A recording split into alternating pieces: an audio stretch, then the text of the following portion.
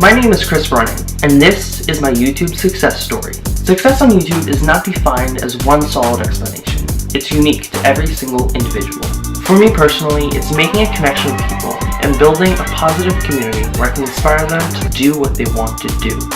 When I first started out on YouTube, I was a dreamer, and the opportunity I got utilizing this platform has opened up a door unimaginable, which has allowed me to share my experiences through travel vlogging and exploring. I'm implementing this process through my YouTube channel to create my own opportunities by connecting with my supporters and networking with other creators.